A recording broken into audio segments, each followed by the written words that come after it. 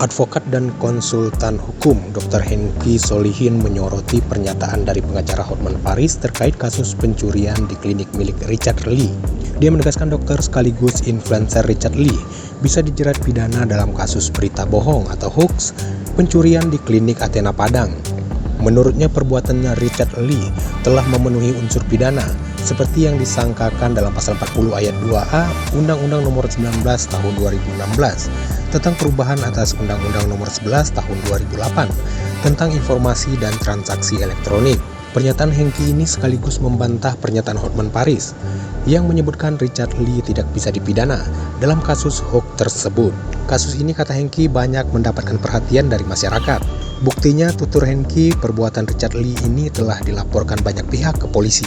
Apakah benar menurut salah satu rekan advokat bahwa konten berita bohong yang dibuat oleh salah satu klinik kecantikan ternama tidak memenuhi unsur pidana dengan alasan karena tidak menimbulkan kerusuhan? Menurut saya, kalau ada pihak mengatakan bahwa konten yang berisi berita bohong yang dibuat oleh salah satu klinik kecantikan milik inisial Dr. RC tidak memiliki unsur pidana, karena menurutnya pada pasal 28 ayat 3 baru bisa disangkakan apabila ada kerusuhan di masyarakat, ini salah pemahaman. Undang-Undang ITE jangan diterjemahkan secara gramatikal, tapi harus dilihat secara otentik sesuai isi dan makna.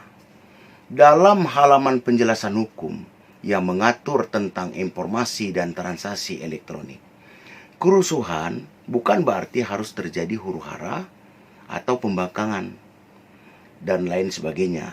Yang harus digarisbawahi, kerusuhan pada halaman penjelasan pasal 28 ayat 3 adalah kondisi mengganggu ketertiban umum di ruang fisik, bukan kondisi di ruang digital atau cyber. Kalau membahas dimungkinkan dapat mengganggu ketertiban umum, maka banyak hal yang dapat terjadi. Misal, akibat adanya demo, penolakan dari masyarakat atau kelompok tertentu yang berdampak terjadinya kemacetan lalu lintas, terganggunya pejalan kaki, atau timbul rasa tidak nyaman pada pihak tertentu atau wilayah daerah tertentu, ini kan merupakan bagian terganggu ketertiban umum. Menurut saya, argumen yang disampaikan oleh beliau terlalu cepat mengambil satu kesimpulan. Hal ini dapat menimbulkan kontraproduktif, karena laporan masyarakat itu masih berproses di kepolisian.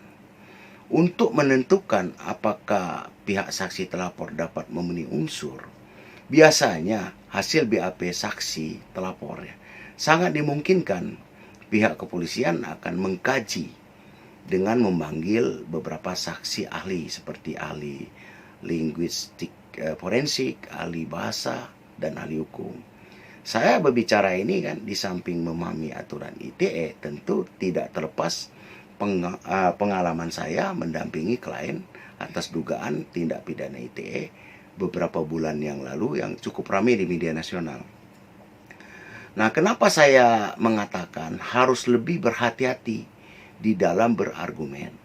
Karena ancaman pelanggaran setiap orang dengan sengaja menyebarkan informasi elektronik dan atau dokumen elektronik yang diketahui membuat pemberitaan bohong yang dapat menimbulkan kerusuhan di masyarakat sebagaimana diatur pada pasal 28 ayat 3, ancaman pidana tidak main-main, dapat dipidana penjara 6 tahun dan atau denda paling banyak 1 miliar.